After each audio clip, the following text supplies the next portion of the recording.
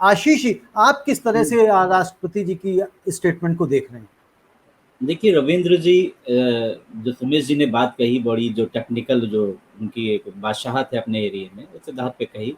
पर जहाँ तक राष्ट्रपति जी के जीवन के बारे में देखें तो हमें लगता है कि वो भी एक आम इंसान ही हैं। और अभी जब उन्होंने कानपुर में गए, उन्होंने कहा हम पार्टी लेके पढ़ते थे और पार्टी लेके पढ़ने वाला व्यक्ति राष्ट्रपति बन सकता है, तो उनके अंदर भी कोमल भावुक इंसान की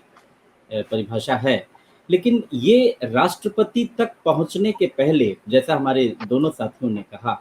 एक विराट अनुभव है। बहुत ही सीनियर काउंसिल रहे हैं और दिल्ली हाई कोर्ट में और सुप्रीम कोर्ट ऑफ इंडिया में इन्होंने वकालत की है इतने वर्षों तक। और इन एक लॉ फर्म से जुड़े रहे हैं, और लॉ फर्म जो है अक्सर टैक्स के दायरे में आती है सुमेश जी। तो ये अपना इनकम टैक्स का इनको फोबिया नहीं होगा, ये पे करते रहे होंगे।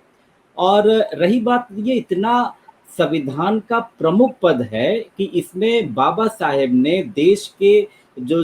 डिबेट हो रही थी संविधान सभा में, जो देश के भावी राष्ट्रपति होंगे, इनकी तुलना उन्होंने, चूंकि पार्लियामेंट्री फॉर्म ऑफ डेमोक्रेसी थी, गवर्नमेंट थी इंडिया में बनने जा रही थी, तो इन्होंने इंग्लैंड के राजा से की थी। यानी भारत का राष्ट्रपति जो है ये उसी तरह से संवैधानिक प्रमुख है जिस तरह से इंग्लैंड में राजा का पद होता है।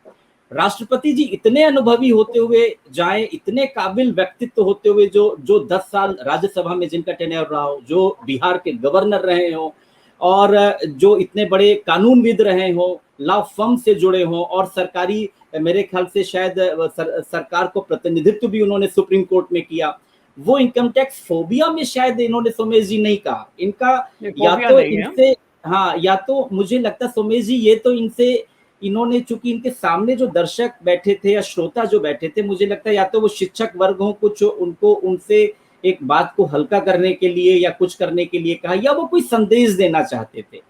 क्योंकि अभी तो कोरोना काल में ऐसा कोई वातावरण है नहीं कि इनकम टैक्स को लेके किसी भी तरह से, चाहे वो सैलरीड क्लास हो या दूसरा वर्ग हो, कि किसी तरह की आवाज उठ रही है, कोई इस तरह का कुछ है नहीं। पर राष्ट्रपति ने अगर जो दिया है, हमें लगता है कि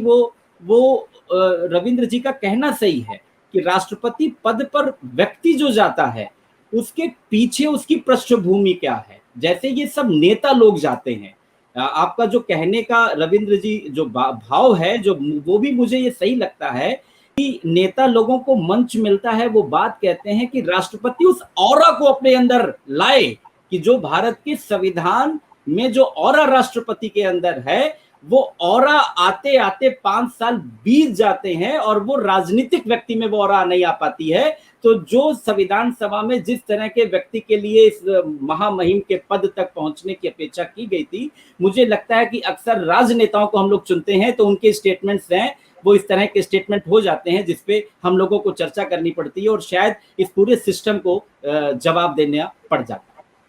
बिल्कुल आशीष जी, और साथ में आपने भी बात कही कि भाई जो उनके सामने श्रोता बैठे थे तो शायद उस माहौल को हल्का करने के लिए, बात को हल्का करने के लिए उन्होंने ऐसा कह दिया हो। लेकिन फिर भी जिस तरह से सुमेश जी भी कहते हैं और हम सब मानते भी हैं कि भाई जो राष्ट्रपति का पद है, इतना गरिमामय पद होता है, उसको महामहिम कहा जाता है,